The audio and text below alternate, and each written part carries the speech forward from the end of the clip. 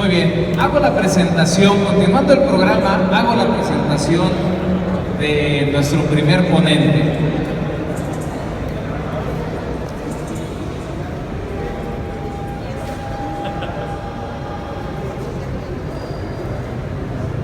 Él es el ingeniero Jorge Modesto Roldán Constantín. Nació el 16 de diciembre de 1939. Es ingeniero civil por la UNAM el 22 de noviembre de 1963. Habla el idioma inglés, francés, italiano y suajili. Dentro de sus publicaciones, tiene muchas publicaciones que él ha hecho y es sobre la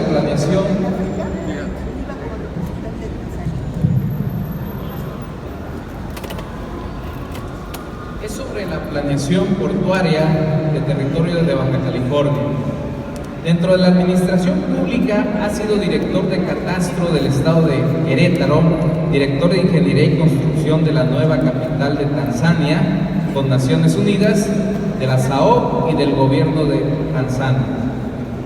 Dentro de su actividad gremial ha sido secretario técnico del Colegio de Ingenieros Civiles de Querétaro. Organizó el primer Congreso de Ingeniería en Querétaro, presidente del 6º Congreso de la CEMIC Querétaro, presidente del Club de Industriales de Querétaro. Dentro de sus actividades empresariales, ha sido director general de la constructora e inmobiliaria Tlaxco. Ha sido director de construcción de proyectos de relocalización de Banamex.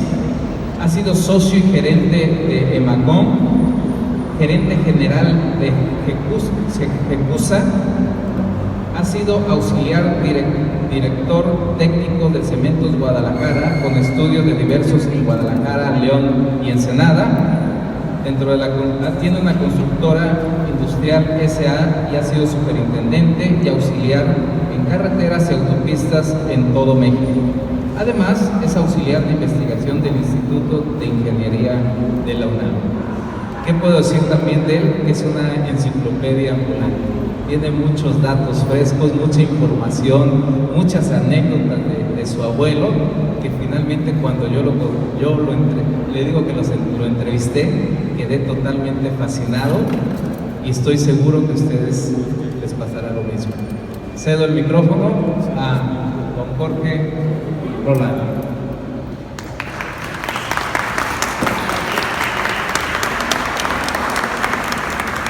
Quiero agradecer primero que nada a la presidencia del gobierno del Estado la posibilidad de estar aquí en este recinto. Muchísimas gracias por la atención y la presencia de todos ustedes.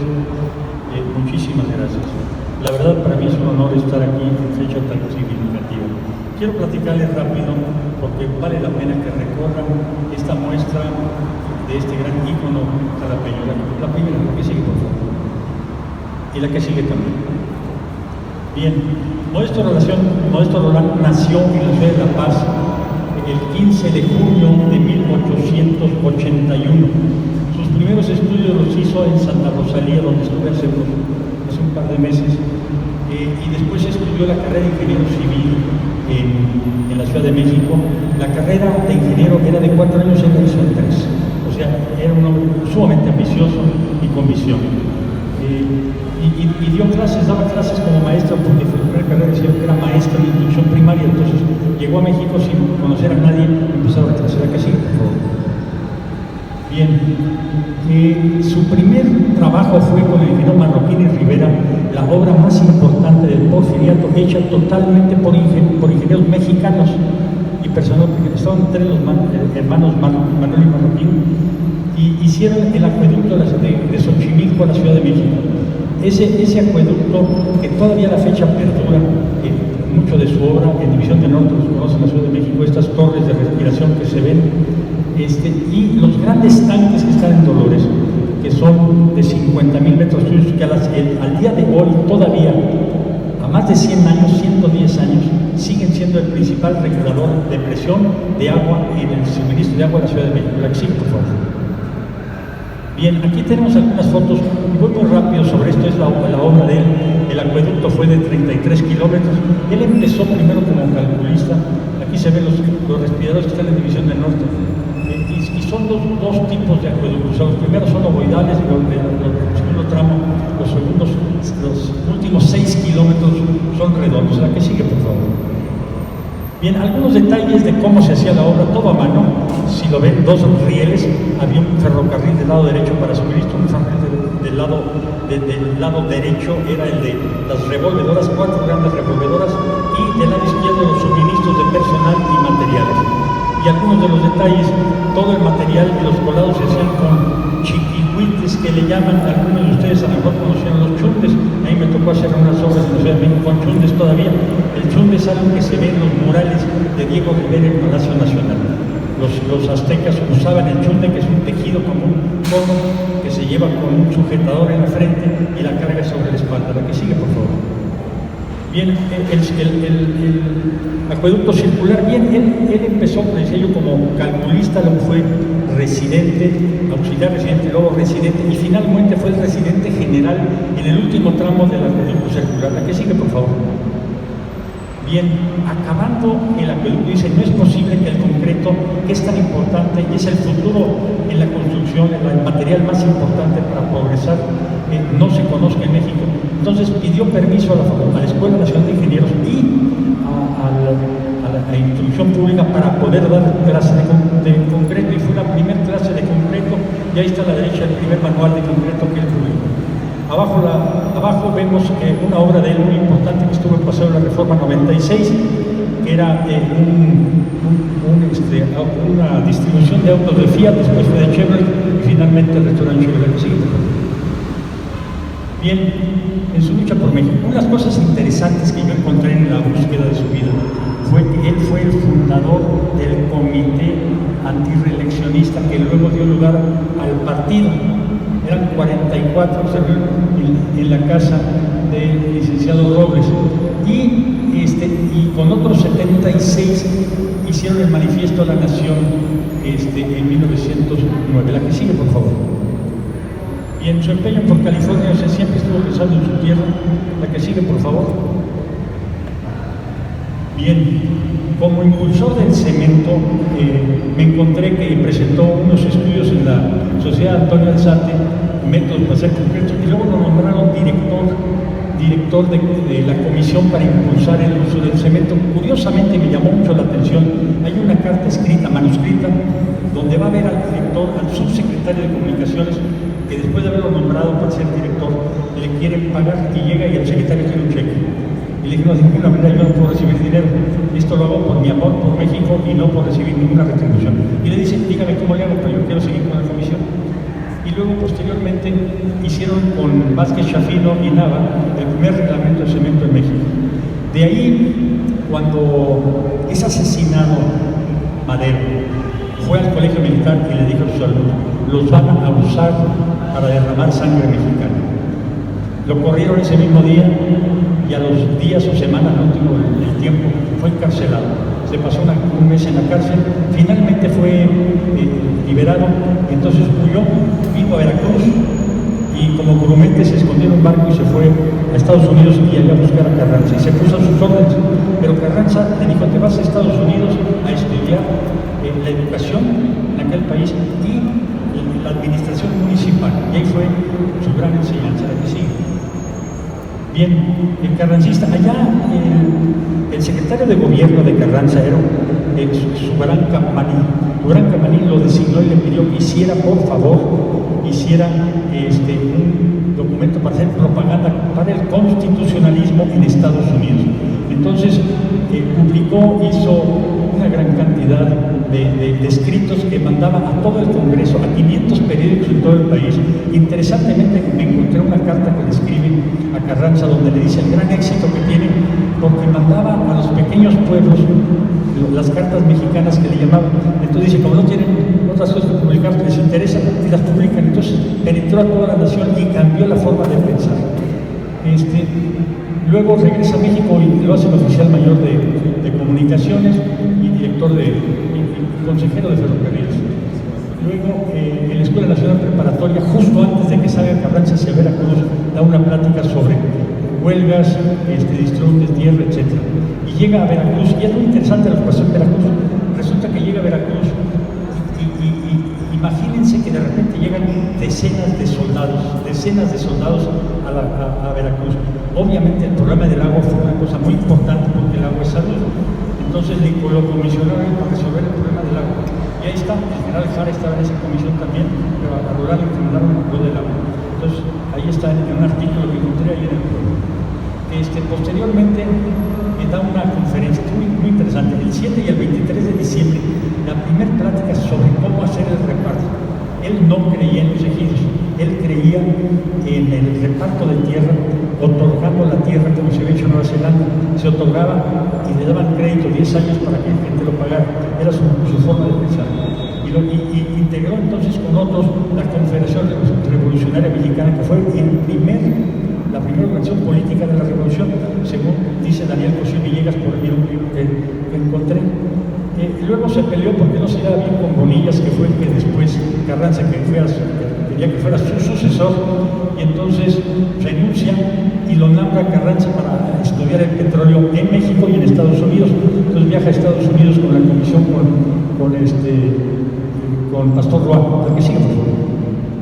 Bien, en Yucatán, habiendo escuchado y presentado, estuvo presente en las conferencias sobre el reparto, Salvador Alvarado, que yo considero el visionario más transparente de la revolución, lo invita a Yucatán a hacer el reparto. Entonces va a Yucatán, lo pone al frente del reparto agrario en Yucatán. Entonces hace el reparto y crea el catastro rural y empieza a preparar, ya se reedita su libro de topografía para preparar a los yucatecos. A la derecha hay una foto muy interesante porque es el primer congreso femenino en México, que fue el 6 de enero de 1915, y ahí llegó al Congreso de Mujeres y les propuso el voto para las mujeres. Curiosamente el 70% o el 90%, no me acuerdo, por ahí está en un documento, dijeron que no. O sea, las mujeres en aquel entonces no les interesaba, pero bueno, ahí está el gesto y el propósito. Posteriormente me encontré una cosa muy interesante, puso una planta de prefabricados, se le conoce como el pionero de la construcción en la península yucateca, modernización de la construcción, puso una planta de prefabricados y luego hizo el primer muelle de concreto, que por ahí el arquitecto Wilfrid me hizo el favor de facilitar unas fotos, y la terminal de petróleo, y ahí estuvo como dirigente de esa obra. Que sí, por favor. Bien, regresa a Nueva York porque resulta que Carranza dijo, no, párenle el reparto, párenle. Y entonces deciden Salvador Alvarado y él que se vaya a Nueva York a seguir con la propaganda que estaba haciendo para el constitucionalismo. Entonces va a Nueva York, regresa, después de un tiempo se lleva a la familia para allá, y curiosamente después de que Villa invadió Columbus, se acordarán, entonces lo invitan a él como vicepresidente de una conferencia de paz. Invitan también al doctor Andrew y al licenciado Rojas. El licenciado Rojas fue el que encabezó el Congreso Constituyente. Entonces estuvieron los tres, él está de pie atrás, al centro de la foto de la izquierda, y a la derecha, cuando regresa a México, está cuando el gobierno de la República estaba allí en Querétaro, se va en Celaya, arriba está con Obregón, en Colima, y abajo con Carranza y en Celaya. Interesantemente, después del periodista Hearst, de los famosos periódicos Hearst, pedía que los Estados Unidos invadieran México. Entonces le puso una serie de cartas abiertas. La primera a Hearst, la segunda al presidente, y la del presidente Wilson es muy festejada y ahí se ha visto, se ha republicado muchas veces. La que sigue, por favor. Bien, fue electo constituyente, desafortunadamente con la comisión que tenía en Estados Unidos no se presentó. No sé realmente la razón, lo único que sí sé es que nació una quinta hija en ese momento, pero además tenía un problema con los publicistas allá, entonces no estuvo en México. Y publicó muchísimo. A la derecha se ve la votación, el acta de votación de allá de La Paz, y algunos periódicos donde comentan precisamente que era un diputado constituyente. Abajo todos sus escritos que hizo en Nueva York. La que sigue, por favor. Su preocupación por la Baja California, interesantemente, era un visionario, siempre estaba pensando en grande. quería hacer de Mexicali un puerto de mar. Porque resulta que junto a los que conocen Mexicali y han recorrido el camino que va a Tijuana, hay una depresión que se llama la Laguna Salada, que no es más que una parte de la falla de San Andrés, que es la que separó la península de Yucatán del cuerpo principal. Bueno, pues ahí en la Laguna Salada está 8 metros abajo del nivel del mar, y él proponía que el río Colorado fuera desviado, se metía para rellenar y hacer un canal desde el mar al puerto. Interesantemente, cuando iba a salir ya el término constitucional don Venustiano Carranza, la prensa nacional habló de varios candidatos a la presidencia de la República. Entre ellos estaban Obregón, González Diegues, Aguirre Berlanga y evidentemente Salvador Alvarado. Lo que a mí me interesó mucho es observar quiénes formaban el equipo y eran los que estaban junto a Salvador Alvarado. El general Mújica para Relaciones Exteriores, para la Secretaría de Obras Públicas Roland, y para embajador en Washington el general Jara. ¿Me sigue?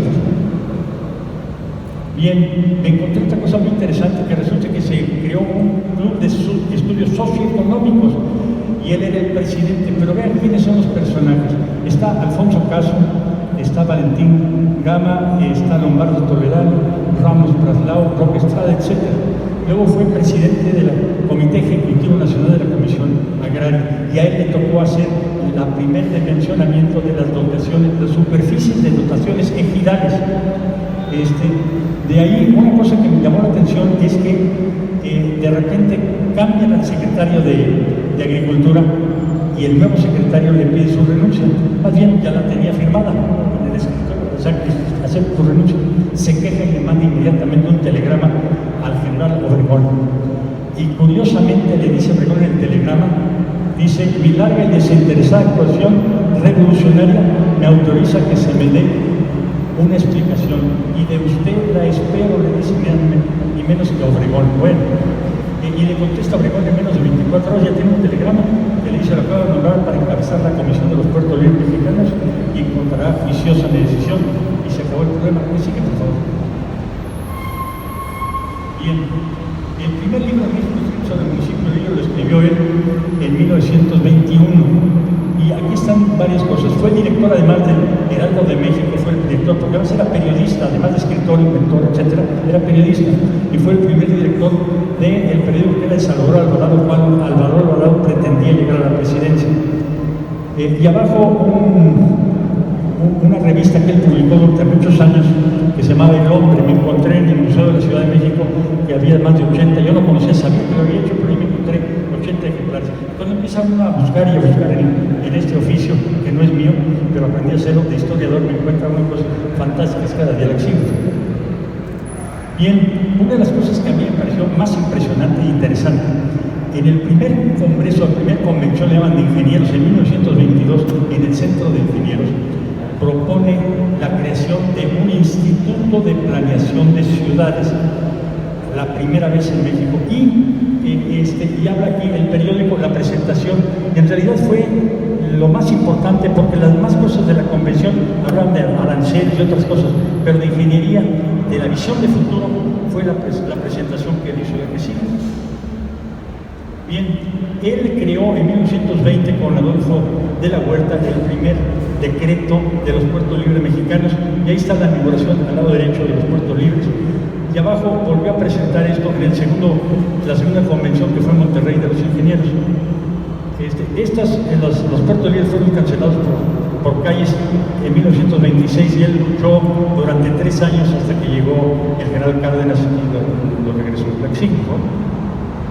Bien, una cosa muy interesante y totalmente distinta es que fue el primer presidente de los radiodifusores en el país, cuando menos en la ciudad capital, que era donde estaban las principales. Entonces, agrupó a 3 organizaciones: Liga Mexicana de la Radio, el Centro de Ingenieros, el Club Central Mexicano de la Radio, para formar la Liga Central Mexicana de la Radio. Fueron a ver a Obregón, dijeron: Obregón, no se vale, no nos dejan operar. ¿Qué era el problema? Veían con resistencia que la radio estuviera en manos de civiles. La radio era una herramienta militar, y veían con resistencia que lo usaran los civiles. Entonces dice: bueno, tráigame un reglamento. Y ahí está la carta firmada por él, en el cual le entregan a Obregón la primera reglamentación civil de la radio en México. Y aquí está. Y luego enseguida organizaron la primera feria radio eléctrica en México, en el Palacio de Minería, y ahí están las fotos de él, ahí está arriba él haciendo el discurso de inauguración de la feria en el Palacio de Minería en México. La que sigue, por favor. Bien, ya estamos en Jalapa. El general Jara lo invita realmente a reinventar Jalapa. Entonces hace un bellísimo ensayo que comentaba y está en la exposición, que aquí es una ciudad moderna, al lado izquierdo abajo, donde está el estadio, la universidad y una ciudad nueva. Está la universidad aquí abajo y algunas vistas con el puente que conectaba, se ve arriba a la izquierda, un puente desde el centro del Jardín Juárez hacia la universidad, conectando esto y librando todo lo que es la gran caída, ¿no? Hacia la universidad. Sigue, por favor. Bien, a la izquierda tenemos el primer proyecto del estadio que creó William Buck, que él tuvo el gran mérito de haber encontrado y localizado este lugar tan importante que era natural, no había que hacer más trabajo más que aprovechar. Interesantemente les comento que si ustedes conocen el estadio de Seúl, el estadio donde fueron las Olimpiadas, se usó el mismo sistema, más que hicieron una terracería para adaptar a la terracería, pero siguiendo el concepto de usar el terreno para hacerlo. Pero bueno, a la derecha se ven los drenes, a la izquierda el gran colector de drenaje, que ahora es el drenaje de la ciudad, pasa por ahí el drenaje de la ciudad. A la derecha se ve la gran planta de concreto arriba, las columnas, la que sigue. Aquí se ve el gran túnel, el cual se desaloja y se evita la ciénaga de Melgarejo, que no vuelve a inundarse. El puente de servicio abajo, un colado de las graderías a la izquierda abajo, en la axila. Algunos conceptos interesantes, el puente de servicio arriba, y se ven tres redes de vía en el estadio. La de arriba, que es el puente de servicio para el colado de la techumbre, la del medio, que es para las columnas, ahí está la planta de concreto, la descarga para las columnas abajo a la izquierda, sí. Las vías de lo que es el campo, que es de suministro, la planta de prefabricados allá a la izquierda, aquí está nuevamente la planta de concreto, totalmente simbrada toda la techumbre alta, totalmente simbrada, lo que hizo y se coló en solo 17 días, 3.100 metros cuadrados colados en 17 días de colados continuos. Abajo a la izquierda se ven los prefabricados de la planta, todos los tubos, todos los concretos, las columnas de letrada triunfal, etc. Aquí.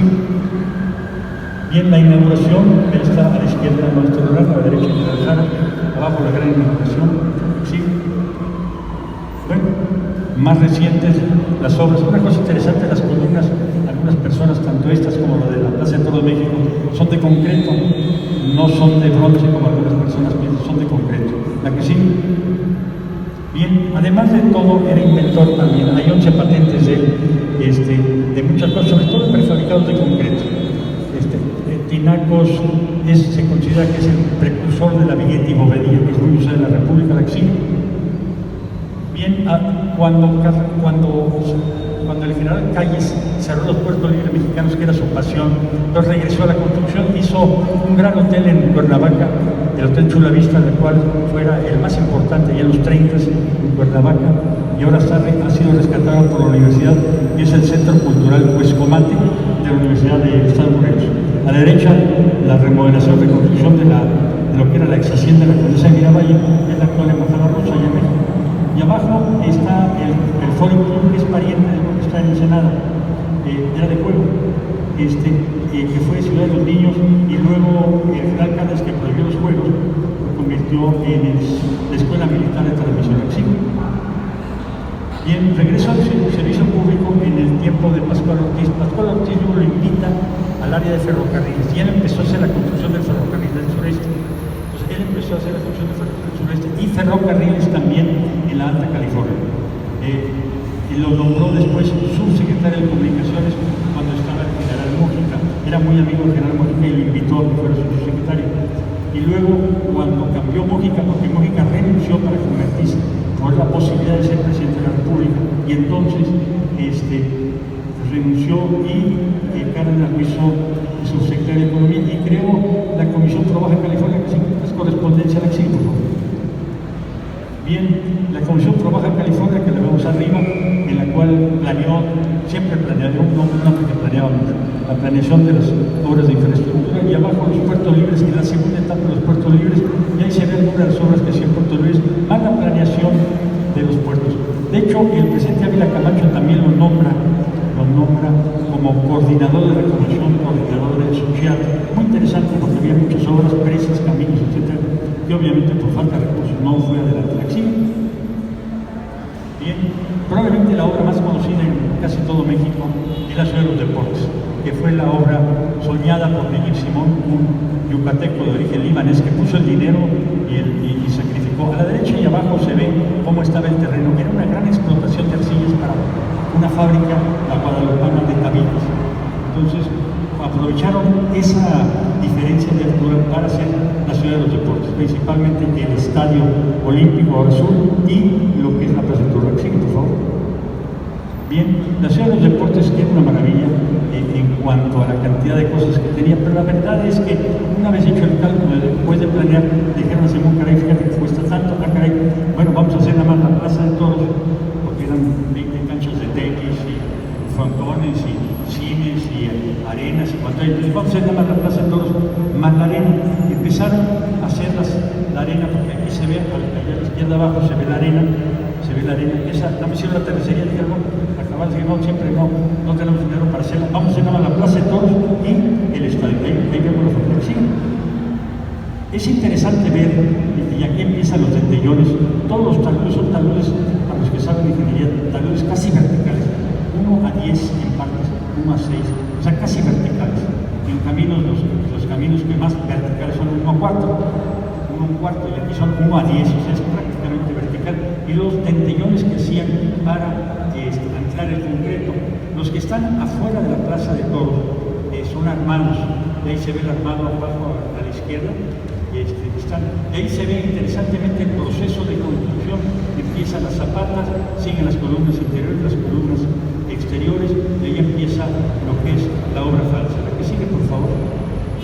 Bien, la visita el 7 de julio, que es más o menos un mes después de que empezaron, ya la obra ya iba a todo ritmo, y lo visitó el presidente Ávila Camacho. Arriba está mostrándole las obras del estadio, y aquí abajo está concluyendo ya la sillería de obras prefabricadas.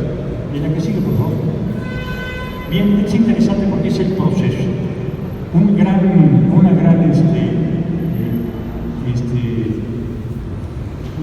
gran artesa de madera, en la cual se echaba la grava, la arena y el cemento, y se ve ahí, se ven los colores distintos al centro arriba, y esa es jalada por un maracate y luego volteada, y había 4 grandes, en Querétaro era una revolvedora, allá eran 4, y allá, si en Jalapa el colado se hizo en 17 días y noches, aquí se hizo solamente en 21 días y noches. Y aquí están los camioncitos, abajo se ven los camioncitos de 8 toneladas, y luego las plumas para subir el concreto, el vaciado, etc. Y se hizo dándole la vuelta en ambos sentidos hasta terminar. No tiene juntas frías, es un solo colado. Sí.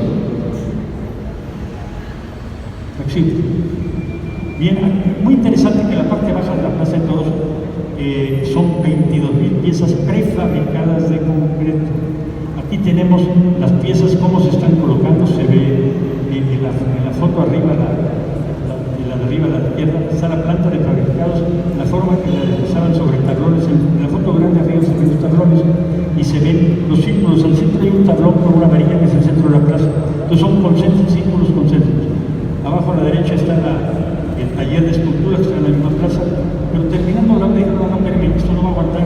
Le pusieron 120,000 sacos de arena para probar durante 10 días de 50 kilos. La que sigue, por favor. Vistas recientes de la plaza, con los hermosos grupos escultóricos que les comento que igual que aquí en Jalapa, las esculturas son de concreto. Y la gente en México tiene una página de pintura de bronce, pero en realidad son de concreto. ¿Sí? Regresó a los puertos libres mexicanos y allá hizo 2 grandes obras, o proyectó 2 grandes obras, la de Cavilla, de la cual yo comentaba ya en la exposición, y la draga fija en Salina Cruz, que desafortunadamente fue por problemas con el sindicato y con el gobierno que sucedió, fue abandonado. Y cuando Luis Cortines decidió contender por la presidencia, o le invitaron a contender, él escribió una carta que le desagradó. Efectiva manera de combatir el comunismo, y de evitar la miseria pública y desnuda los problemas de la revolución, el fracaso de la revolución realmente a resolver los problemas de México. Obviamente no les gustó y le dieron las gracias. La derecha, su última participación en público fue en la planeación del centro SCOP en la Ciudad de México, y finalmente el candidato Adolfo López Mateos lo invita a un recorrido por la península en 1958 y falleció en la ciudad de Córdoba, Veracruz, el 17 de mayo de 1965. La que sigue, por favor. Aquí enumero, ya lo verán ustedes, las cosas que hizo por México. La que sigue. Y aquí hablo de la reflexión final, que es lo que significó esto durante la República.